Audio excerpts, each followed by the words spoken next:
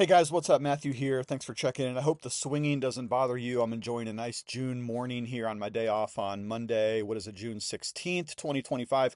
You probably heard the news by now that I'll be debating Redeemed Zoomer on Friday nights.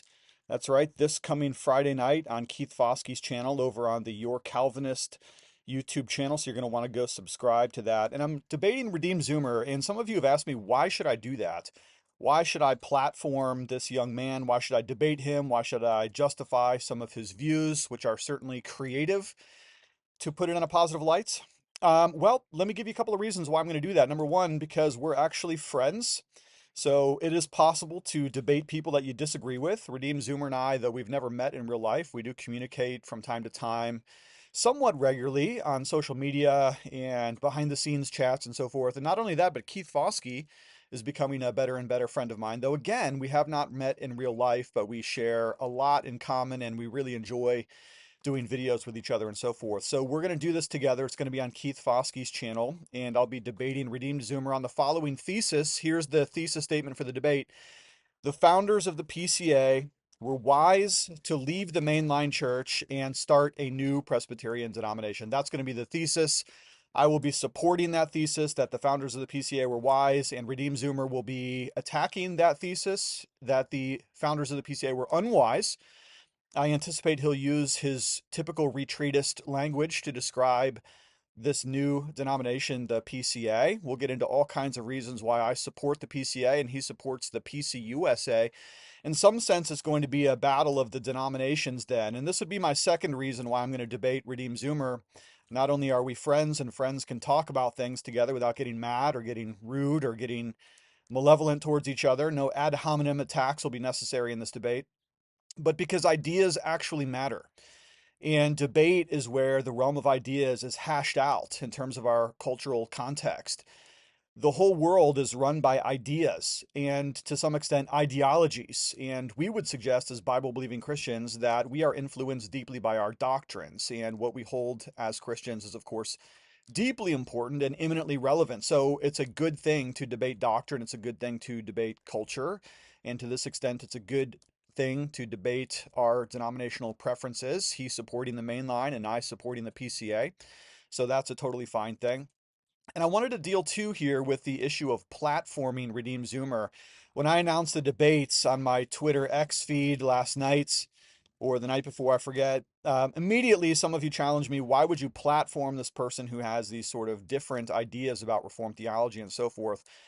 Well, okay, a couple of responses there. First of all, it could be argued that he's platforming me, given the fact that he has 500,000 subscribers and I have substantially less than that his videos get tens of thousands of views, whereas mine only get thousands of views. So who's platforming who here is certainly up for debate. But secondly, I want to mention this. Conservatives don't have a problem with platforming so as to debate ideas. That's actually a liberal perspective. The idea of why would you platform this person or that goes back several years now, at least to COVID, probably before that, wherein it was the liberal sort of mainstream media that pronouncedly disagreed when other media would give views to conservatives. So you'll remember, for instance, certain people would say, why are you platforming Joe Rogan, who takes ivermectin, which is horse dewormer or something like that, during COVID? And the idea was that you should not even give view to your opponent's viewpoints. You shouldn't even promote them in any way, even discussing them, even debating them. To do that, the liberals told us, was to some extent, deny the liberal cause of progressivism and secularism. So the idea that you shouldn't platform somebody is actually a liberal idea. Conservatives debate ideas. Conservatives take these things on head on, and they hash it out in the realm of reason and fact and logic, which is the very thing that Redeem Zoomer and I intend to do on Friday night when we debate on Keith Foskey's channel. So go subscribe to Keith. The next thing I want to say is that Redeem Zoomer has tremendous influence, and therefore he's worthy to debate for that very reason. Um, because we're friends, we're not going to attack each other. We'll attack ideas. That's totally on board to attack ideas. It's not in place to attack each other. But at this point, it's probably fairly certain that Redeem Zoomer is the leading voice in the PCUSA. Now, one of my contentions will be that the PCUSA is losing influence at an incredible pace, making itself more and more irrelevant every year.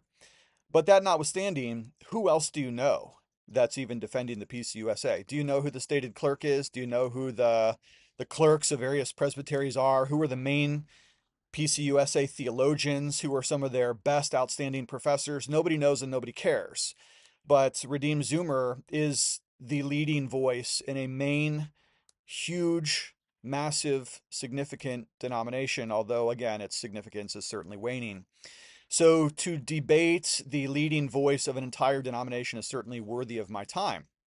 Moreover, because Redeem Zoomer is highly influential, especially among young unmarried men, his viewpoints are being gobbled up all over the place, especially in internet chat rooms and Discord channels and all sorts of things like that. So he's certainly a relevant voice to debate for that reason.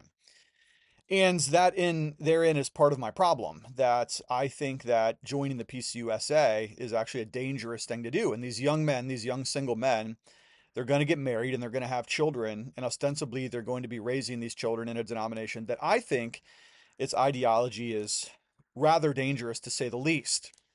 Just today, I was doing a deep dive in the PCUSA's website, and it's my conclusion that even visiting their website, because of how much queerism there is intrinsic to the entire site, should probably have an NC-17 warning on there, because there's so much ideology just going to the website. Imagine you're a parent raising a child and your child is old enough to use the internet and searches its own denomination.